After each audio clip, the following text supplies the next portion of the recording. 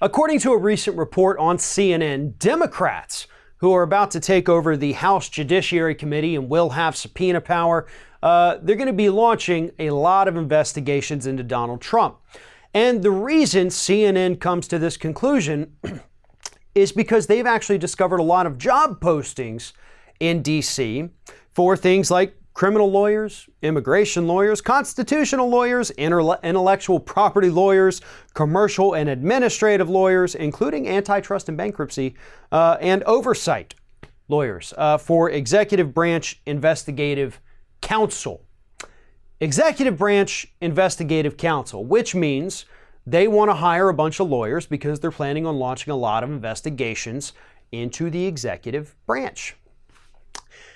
Here's the problem I have with this.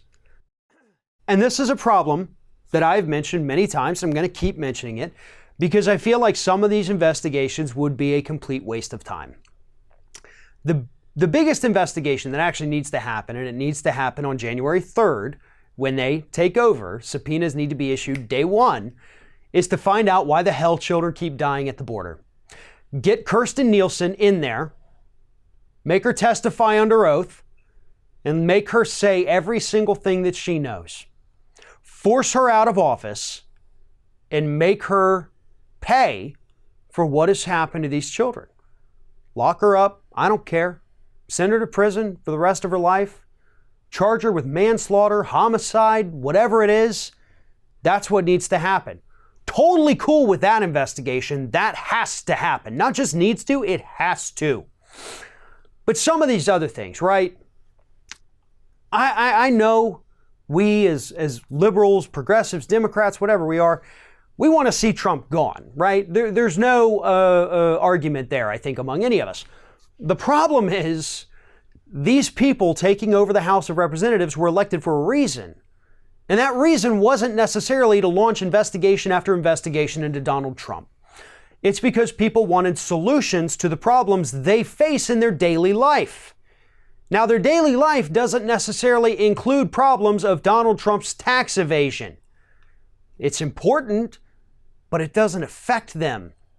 What does affect them is not being able to afford health insurance, not being able to afford prescription medication, not being able to afford college, not being able to afford pre-K. Those are the things we need to address, and we have to do it legislatively. We cannot devote 100% of our time to investigating this guy, trying to come up with something to impeach him on. The evidence is there. We can find it. And when we have time, we can investigate it.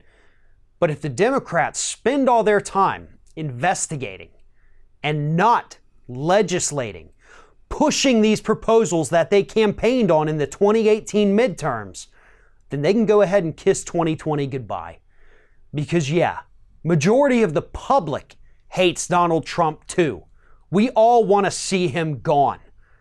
But we would rather destroy him with good policy, good ideas, and helping the less fortunate than wasting the next 2 years launching investigations that may or may not bear fruit. We've got plenty of those going on right now that Congress doesn't even have to worry about. Protect Mueller? Sure. Investigate Kirstjen Nielsen? Hell yeah, that has to happen.